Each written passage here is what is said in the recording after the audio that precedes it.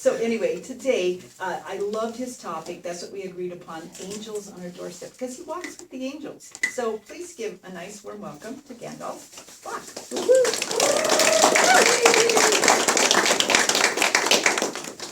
I would normally stand at the podium, but I have, years ago I broke my back, and every once in a while the weather messes with me a little bit, so I'm going to sit today. So, and I'm going to do this so that I don't talk until noon or anything. I'll stand up in about 10 minutes from, just so a little. That's fine. Yeah, I'm happy to have a little fair warning. That's cool. Well, it's lovely to see all your faces. I see all these beautiful smiling faces here, and I very much appreciate the chance to be here with you and share with you. I'm curious to ask a couple of questions. How many people here feel as though they have had an experience with angels of some kind? Who feels that? Okay, well that's cool. I'm glad there's that many of you aware. We in fact have a lot of angels in this room right now, and one of the things that I can tell you about angels is that you have always had them with you, each and every one of you. No one here has ever been without them. Now you might ask, well, why don't I notice them then? And there's a lot of interesting things about those dynamics. I'm going to kind of start at the beginning for me and then take you through some of my experiences. I don't have time to share them all because I have had so many experiences with angels. But it started at a very young age for me. And it's interesting that you brought up trees, because some of my earliest experiences with angels are kind of tied into both the tree energy thing and the animal whisperer thing. But I have to go back even farther than that to really get to the beginning of angels as they have been present in my life. Something very interesting happened when I was brought home from the hospital the day after I was born. I had one older sister who was a year old at the time, and what was interesting about this story is it took quite some time to unfold. But as it turns out, when I was born, and I guess I really still have this, I had a really, really bad case of sleep apnea. I still kind of do. And so my older sister, who was the firstborn and had been the perfect little child, up until the moment that I was born. Now, a lot of times the way this works is when the new baby comes in, the existing child is like, "Who's that? And when is he going home?" Right? And my experience was very different with my older sister. Although she had been the perfect child up until then, when they brought me home from the hospital, she insisted on sleeping in my crib. What's her name? Diane. And she's almost exactly 1 year older than me. And this was a puzzle to my parents because this had never happened before in any way. This was the perfect baby up until then, right? Well, she became the demon child until they let her be in my crib. And they tried everything, but nothing would work except putting her in my crib. Right? And so years later, putting two and two together with a little consulting here and a little consulting there, the whole question mark came up when actually in Homer. And I was sharing a cabin at Tutka Bay with a fellow worker, and we were both working on the resort buildings and stuff there. And he was a trained first responder and stuff. And one morning when we woke up, he said, "You have really terrible sleep apnea, because I heard you doing it all night." And I had no knowledge of this before this. And so I saw a doctor about it. And he agreed. Yeah, he said, you have really bad sleep apnea. It's surprising that you lived through infancy. Whoa. Right? Well, we start to compare notes a little bit, and what comes out is that when my sister Diane was a year old, and when I was coming home from the hospital with this undiagnosed case of sleep apnea, the angels were telling you, you have to sleep with your brother. Doesn't matter what it takes, you have to sleep with your brother. She in fact slept with me until she went to kindergarten. And my mother said, you are not going to school and telling your teacher that you sleep with your brother. So anyway, this was the beginning of my walk with angels. My young life was a bit challenging. I had a wonderful, sweet, beautiful mother and a father who was a little troubled. And so that sometimes meant violence for me, even at a fairly young age. And there was a woods about half a block or so from my house. And even at the age of like 4 and 5, I would go there for solace. And this is when I first had conscious contact with angels. And it also kind of closely relates, because I feel like what drew me there was the tree energy. I found a tree with a great branch that I could climb up to and sit on and stuff. And I initially went there just to get away from the stress of my father's struggles as they spilled out on me. And understand I love my father. He was a brilliant man. He was a rocket scientist. He's the guy that designed the rocket guidance that took the astronauts to the moon and all that stuff. So he was a brilliant man, but he was also troubled. Anyway, I would sit in this tree and talk to the angels, and the animals would come. And so I would wind up being ministered to by both the animals and the angels when I was going through some of these struggles. And this was that branch got visited frequently over the course of my growing up. But ever since then, I've always had a very strong sense of the angels being with me, and they have had a tendency to show up. Before the end of my talk here, I promise to tell you my most requested angel story. But the angels are an interesting group and an interesting experience. One of the things that plays very significantly into the degree to which, because you all have angels around you all the time. You have angels that never leave you, ever, right? But we aren't always aware of them, and one of the reasons is that their general level of existence is on a certain level of vibration, right? So there's two ways that you can see angels. One way is if the angels change their vibration to match yours. The other way that you can see angels is if you change your vibration to match theirs. Okay? And so one of the things that's significant about angels is that, and this is a really, this is one of the answers to people's questions about, well, why don't my angels, respond to my prayers, or why don't they do what I want them to do?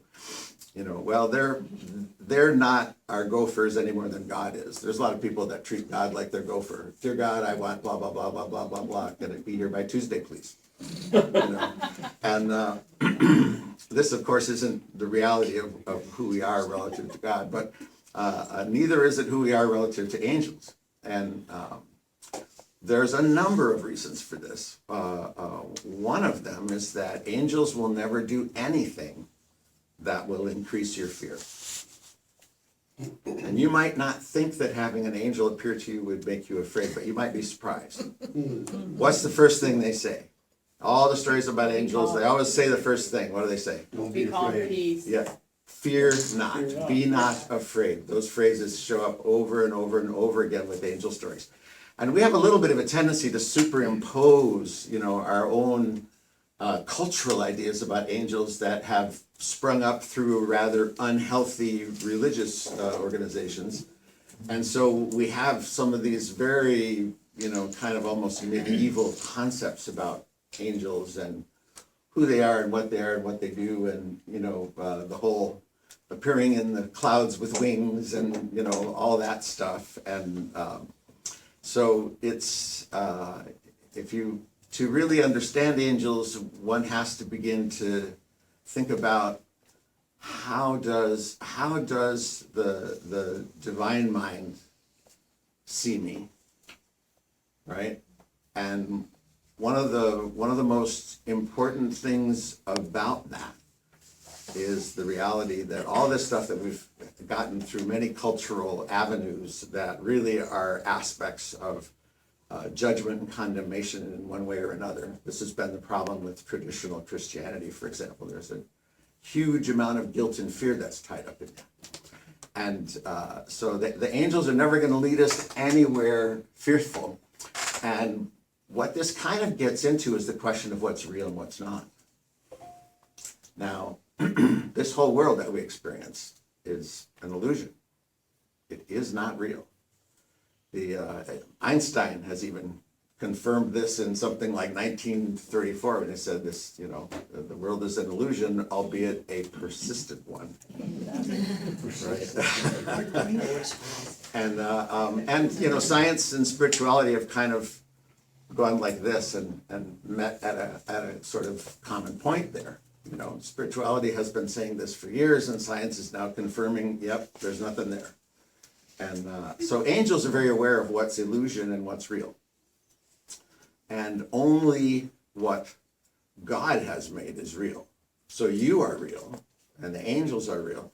This is what Course in Miracles talks about, the two worlds, right? And this is something Yeshua talked about when he walked the earth too. He talked about you cannot serve two masters. He's talking about the same thing. You are either in the world of fear or you are in the world of love. If you are in the world of fear, you are in the world of illusion. If you are in the world of love, you are aware that everything is happening powered by divine love. And when you see the world that way, you can no longer judge it. You can no longer see it as a threat. You can no longer see it as something outside yourself, and you can no longer see it as something that has any ability to hurt you, right? So the angels see things in that same way. They see what's real. They see what Source has empowered everything. Because everything that we see around us, everything that we're doing, everything that we create or miscreate, is all happening through divine energy working through us. We wouldn't be here at all except for the divine love that empowers all of us. And so angels are aware of this difference in the two worlds, and they're also aware of the fact that you can't be in both at the same time, right? So not only do they bring us messages and sometimes protect us and comfort us and do various other things, they are always mindful of what your level of fear is and how much you're operating in which world and all of that. And they're always there to encourage you to be in the world of love, be in the world that recognizes what's real, right? And so some of the things that we expect them to do, they don't do. Because if it would make me more fearful, they're not going to do it. They're not going to do it. Even if I'm asking them to appear to me, and yet they know that if they did, it would frighten me, right? And so one of the keys in this whole thing, and by the way, it is not necessarily either here nor there whether you see them or whether you talk to them or whether you are aware of them talking to you. Their presence is there nonetheless, and their influence is there nonetheless.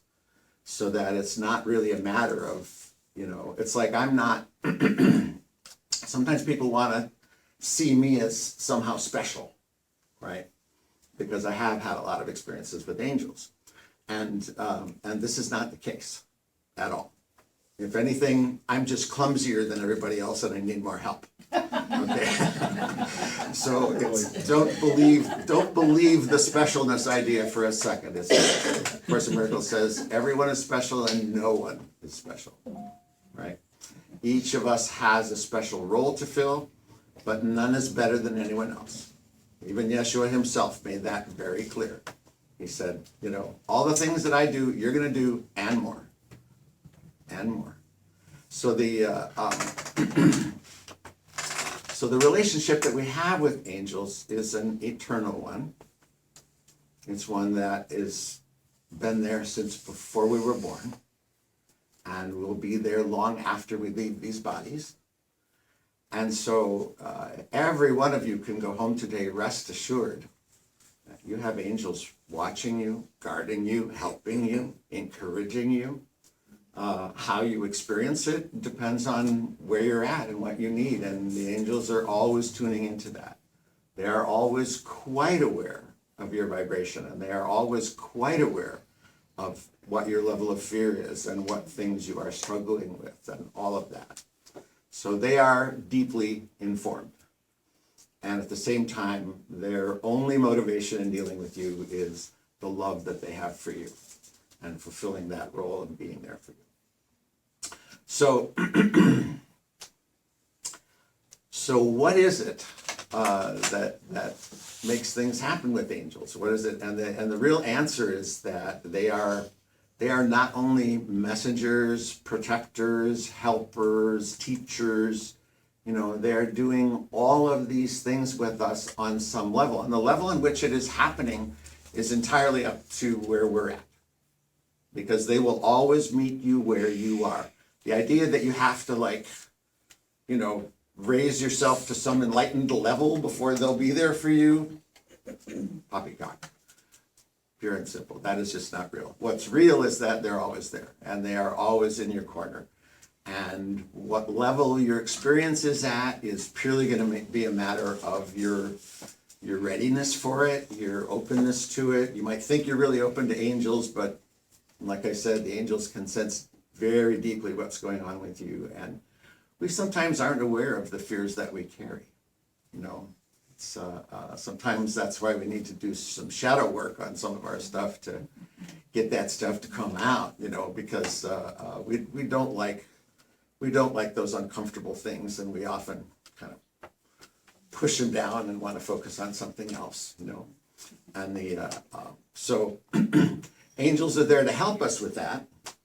But at the same time, one of the things that is totally true in the world of spirit is absolutely true for angels, which is that your sovereignty, your choice, your decisions about what to do next, what to think, what to believe, that is something that is completely and totally sacred to angels and all of the spirit world.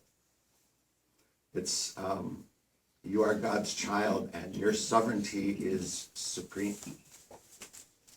No angelic being will ever transgress your choices, which is why it's important to become aware of what they are. Right? Because I could be choosing things that are keeping them from doing some of what they could do if I wasn't doing that. Right? So it's like so yes, on the one hand, as you release your grievances, as you surrender your fears, let them come out of their disguises, and see them as they are and realize what's happening and come into a more complete awareness of what you have going on. These are all things that can move you closer to the angels. They've never left you. They've been right there, right over each shoulder and more, So it's important to understand this because if you're not having the contacts with angels you'd like to have, ask yourself, what am I afraid of? What is it that scares me? What is it? Do I believe there are evil denizens in the spirit world that are gonna come get me if I recognize the existence of this world? you know, there's a lot of things that can cross people's minds. There's a lot of things that we carry with us from when we were young, you know, but the point being is that they are always in your corner. They are always respecting your choices, always. Doesn't even matter whether it's a choice they would agree with. It's something that is inherent in who they are and how they relate to us, and it reflects the attitude of heaven towards us, which is that there isn't anything that you can do that can separate you from divine love. Simply can't be done. It's always there. In fact, it is what gives life to everything, right? So if it wasn't there, it wouldn't be anything. So the scripture says, in him we live and move and have our being, right? And this is so basic to the reality that angels see, that it's a significant aspect of everything that's going on. So on the one hand, you have the world of fear where you look around you and, you know, you see reasons to have guilt, you see reasons to have fear, you see reasons to have grievances. And these are all things that they want to help us to heal. These are all things that they want to help us to move past so that we can really move into our full potential as God's children, and as we are the it is our spiritual inheritance to move more and more in the direction of the divine, right? And that is why we're here. That's why we're here. We are here to go through these experiences that we are having that will bring us to the point of a full recognition of who we are and what our relationship to the universe is. So, all right, I'm going to try not to go super long here. So I'm going to launch into my, I have too many to tell, but this is my most requested angel story. So I'm going to tell you this story. The story has more than a little darkness in it at the same time. And it interestingly takes me all the way back to when I first came to Alaska, actually. But all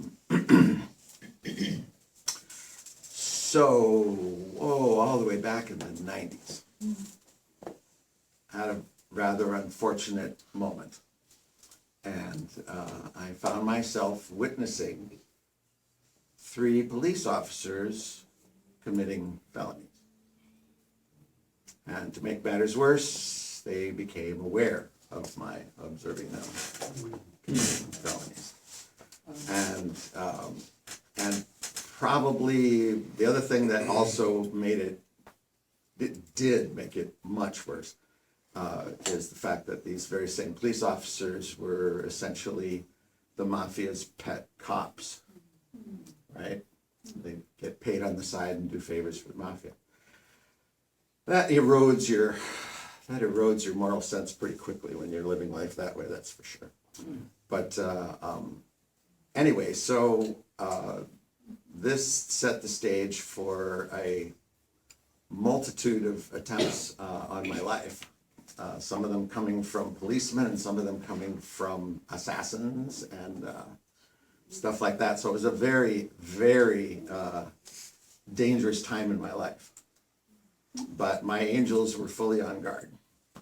And I got, there was another little piece of darkness in there, in that I had an ex who knowingly or unknowingly was giving my position away on a regular basis, and so they kept finding me.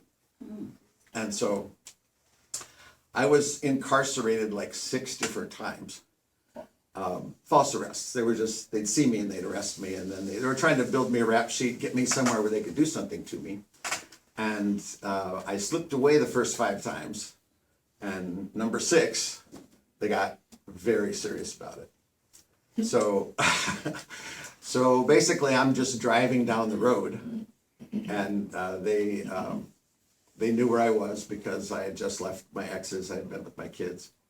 And this time it got very, very serious. So they then planted evidence in my car you know, and I was arrested for a whole list of charges, including, you know, possession of illegal drugs, intent to distribute, blah, blah, blah, blah, blah, you know, my bail, instead of previously my bail for some of these things, which I got out of all of them because there was never any evidence, you know.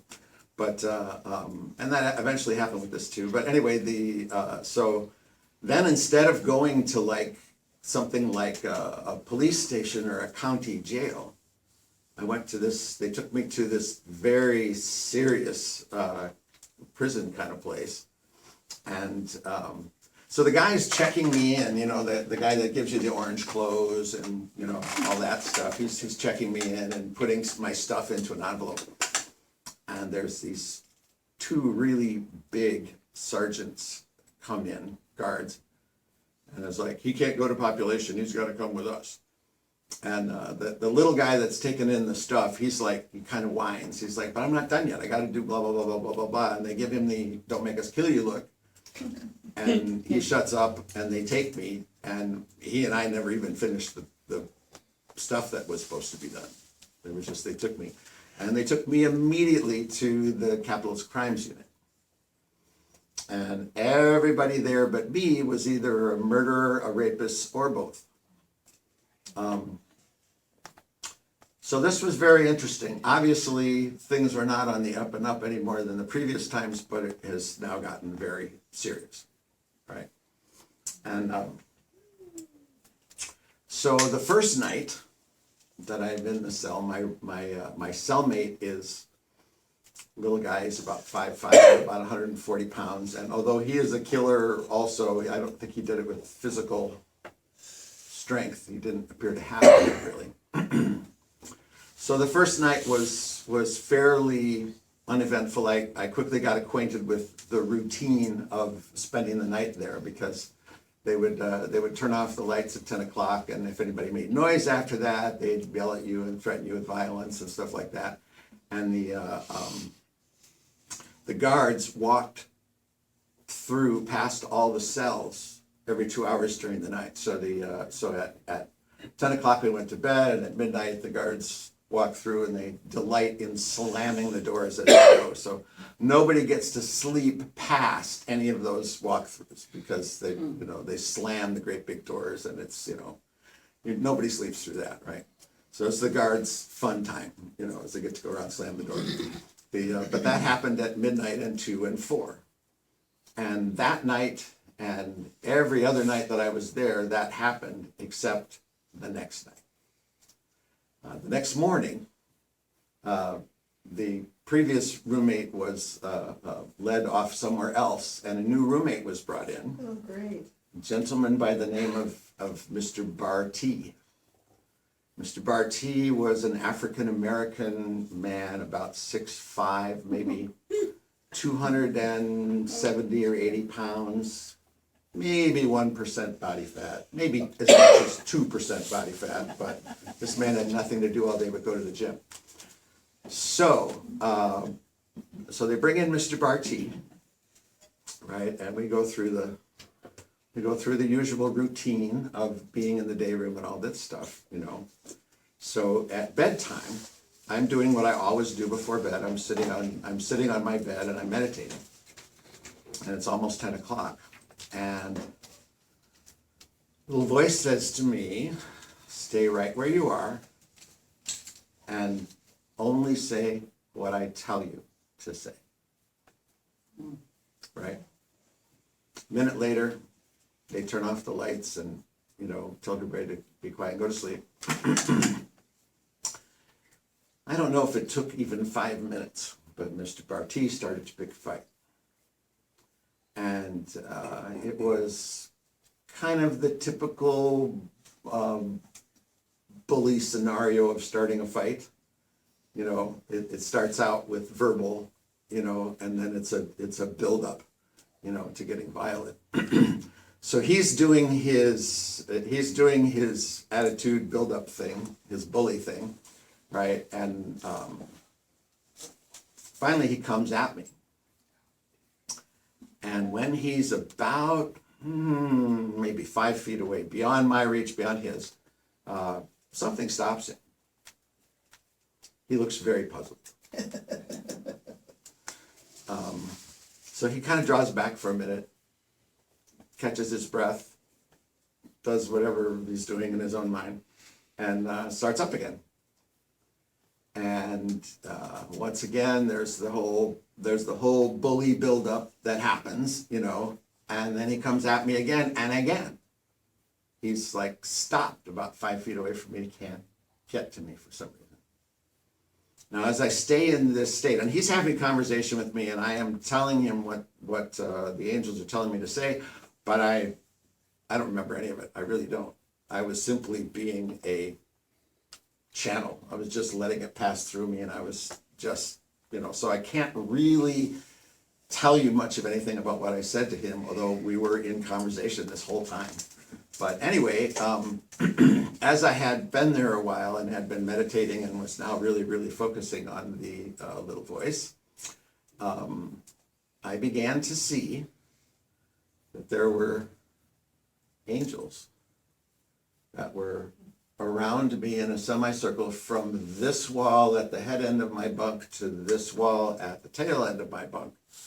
There was a dozen of them standing shoulder to shoulder, and Mr. Barty could not get past them. This went on like every, I don't know,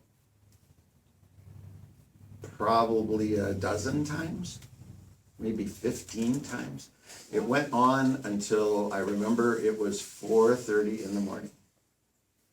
And he had tried over and over and over again to get past those angels, and he could not. And finally, at about 4:30 in the morning, he just clearly got so exhausted that he finally laid down. And I stayed right where I was. I didn't know when he was going to get up and start up again. So I just stayed there, cross-legged on my bunk. One of the things I can tell you about that night's experience is that a whole night of meditating is possibly better than a whole night of sleep.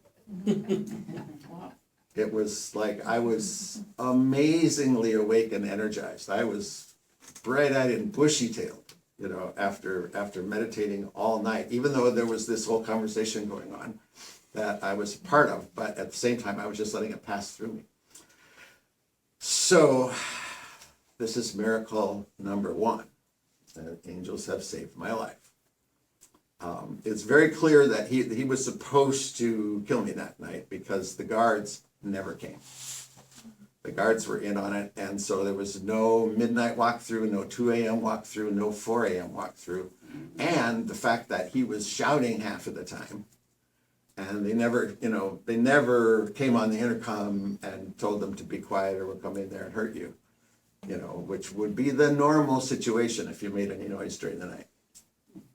So it's clear the guards were in on it. The whole thing was a setup, and that's not really surprising when you realize that I'm in the Chicago area of Illinois, and the you know, sad to say, the mafia runs an awful lot of that town. And that's the truth. But anyway, so that's kind of part one. And what happened next totally caught me by surprise. I was completely unprepared for the next step.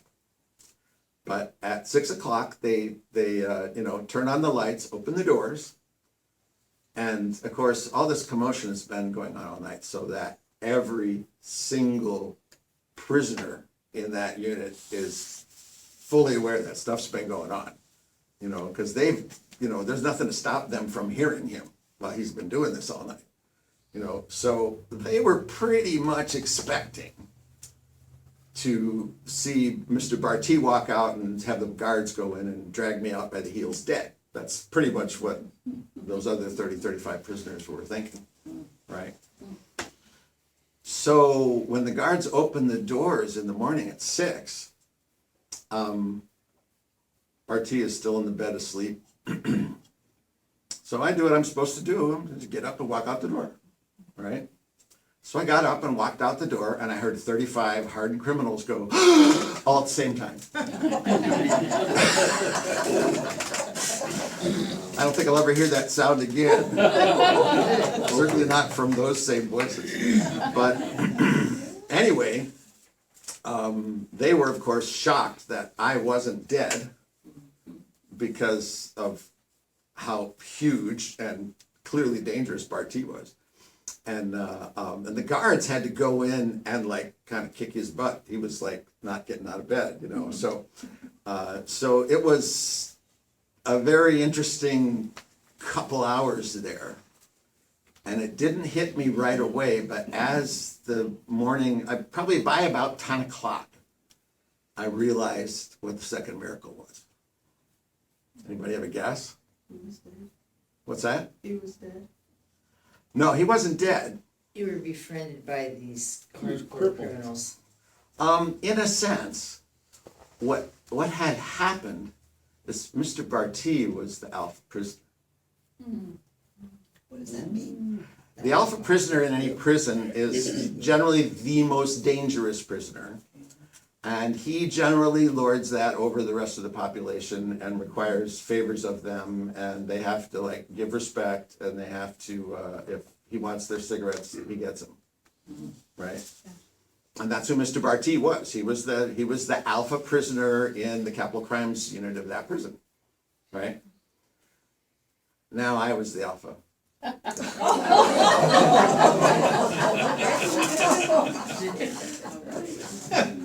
This created an opportunity that no pastor ever gets. Trust me, because many of us have tried. Many of us have tried to like go in and, you know, counsel prisoners and stuff. And getting to the hardcore guys, it just doesn't even happen.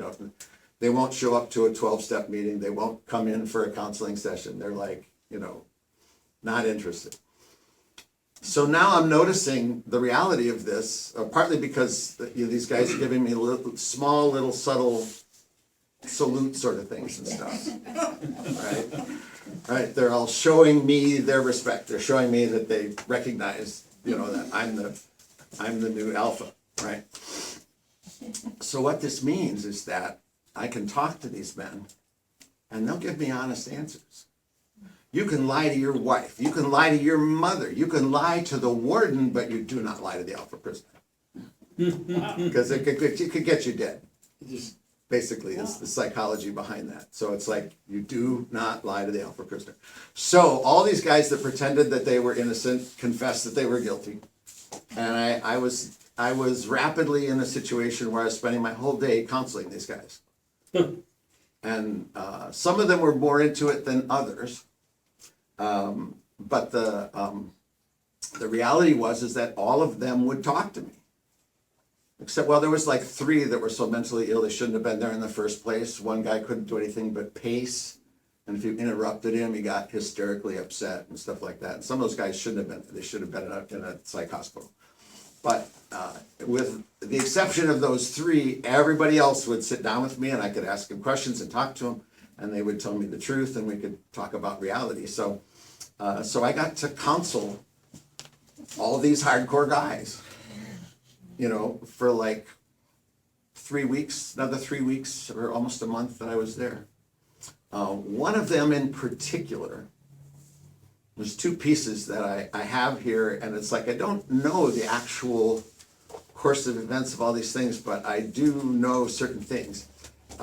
Anyway, one of those prisoners was a fairly young man, and he had in fact killed someone, but it was a situation involving drugs and pretty extreme circumstances and some things like that.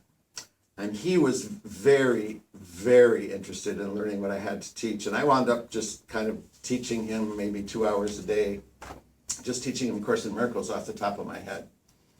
And because I've been studying Course in Miracles since 1975, so I'm pretty familiar with most of it. I've been through all of it about 5 times at least, if not more. But anyway, his name, interestingly enough, his name was Jason Ransom. Oh. And I found that to be really interesting considering what happened. So that's one piece, is that I was spending a lot of time with this young man. And it was a real joy to see him grabbing onto it and really, you know, claiming a new way of looking at life and all of that. But there was one other really interesting incident that happened during that time, which was that there was one guard who was not a part of the circle of dirty guards, right? And one day I had requested both seeing the doctor and the library, I think on my first day, and so one day this guard comes in and he says, "Come on, I'm taking you to the library." So he takes me out and we go walking, and we don't go to the library. We go to the basement catacombs of the prison, and he wants counseling. He'd been observing me for weeks, so he saw what I was doing with prisoners, and I'm sure he was observing the amount of time that some of them were spending with me. But first thing he said to me is, "It's so very clear to me that you do not belong here." And he said, I really want to talk to you about something, and then, so forth. And I can't talk about any of the things that any of these people talked to me about, except to say that they revealed their deeper selves to me in so many ways. And that was an incredible, amazing 1 month ministry. Just being able to relate to these men in this way and being able to bring to them ideas that they might otherwise never even stumble into, So, so we spent about 2 hours in the catacombs, and then we made a stop at the library on the way back, and I grabbed the first book that I found. I think it was something by Dostoevsky or something. It was like, I remember I never finished it. I did read it, but I didn't ever finish it. But anyway, not long after this, I get called into the courtroom. Now, I did learn one thing. I learned that Jason had gone in front of the judge already and had asked the court to, if the court would assist him in making amends to the family of the person he had killed. Right? So I don't know what happened in that conversation, but I have a hunch it got mentioned. And the other person that I suspect might have mentioned my name was the guard that asked me to counsel him for a couple hours. All I know is not terribly long, I don't remember exactly, but not terribly long after that conversation with the guard, I got called in to see the judge. And I'm there, and I have my public defender and everything.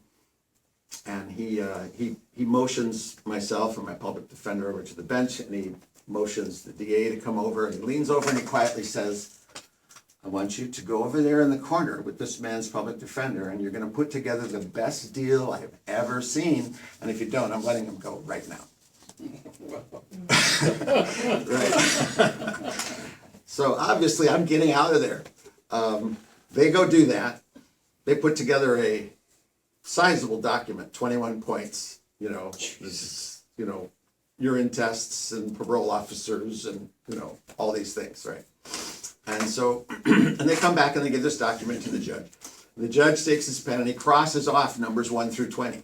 Right, just crosses them off. I'm not even sure he read them, but he just crosses off 1 through 20 and leaves number 21. Number 21 simply says, "May not be arrested in the state of Illinois for the next 2 years."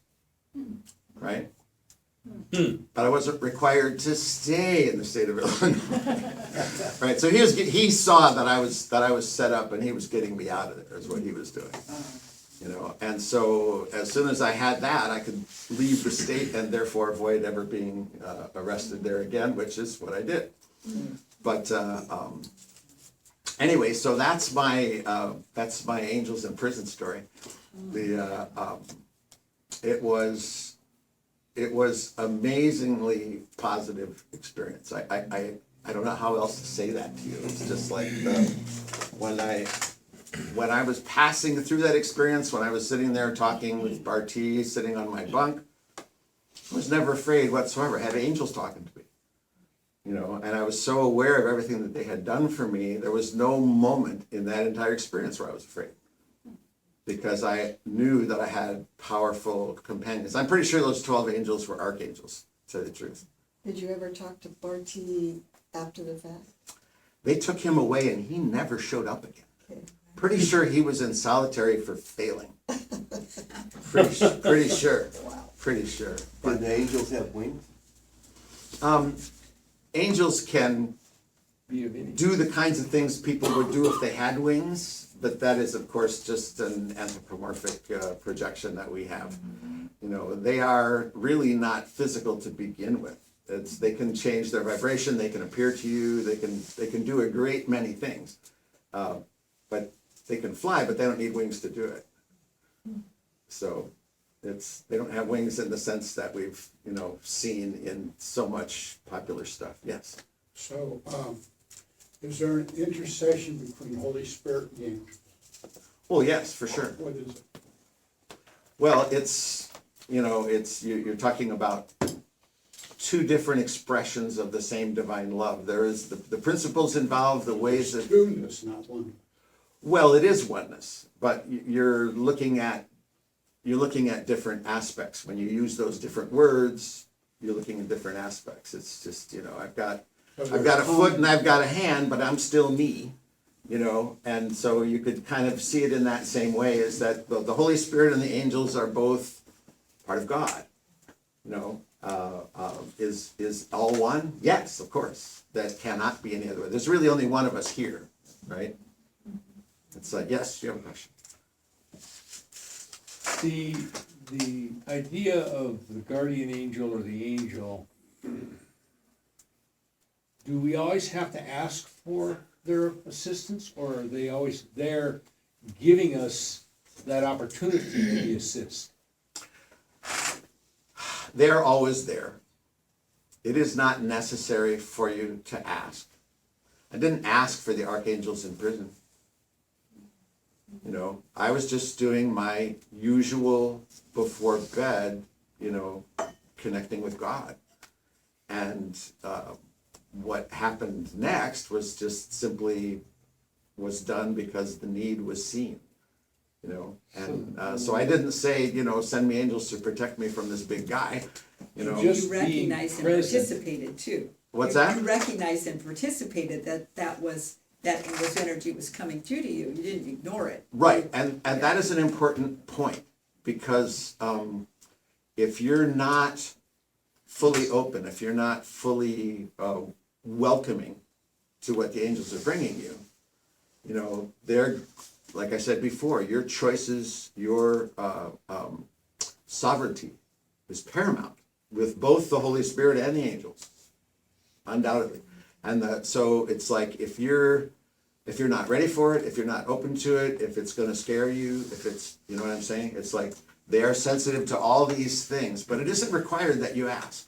I didn't ask for the angels in So in a prison. They sense, it's just a showed. divine hearing, What's that? a divine hearing.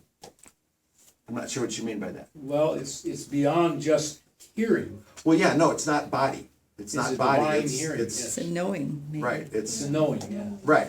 It's like, that's just like true vision has nothing to do with your eyes, and true hearing has nothing to do with your ears. It's about a whole nother level. But Wow.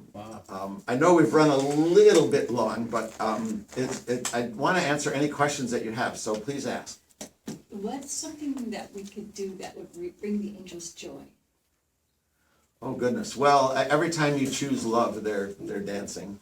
Every time.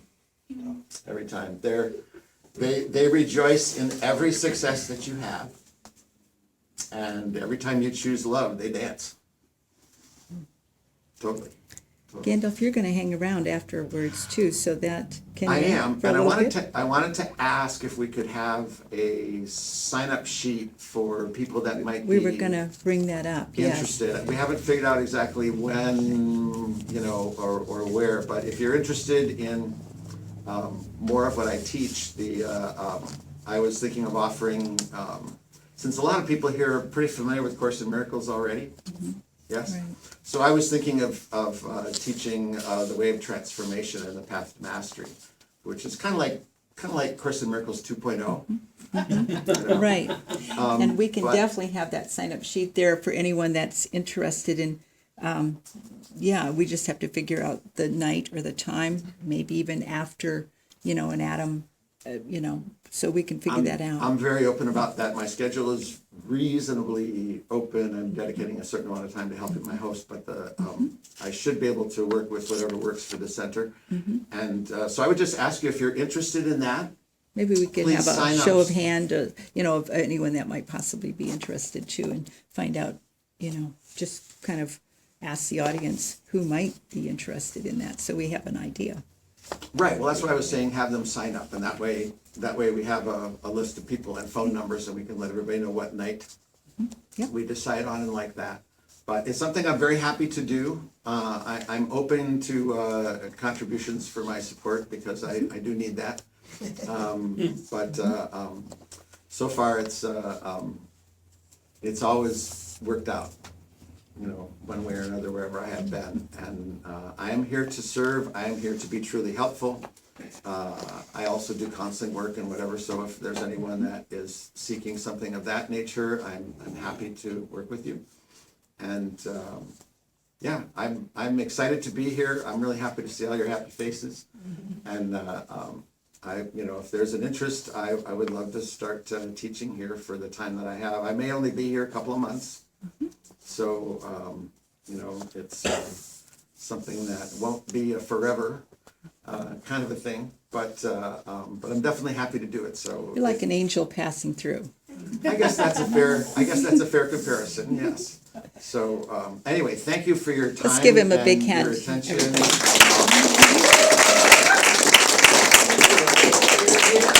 My pleasure. My pleasure. Thank you so much. And you guys get to have a chance to be angels by giving Marcel a text. Be an angel. And we've got a little sheet back there on the table.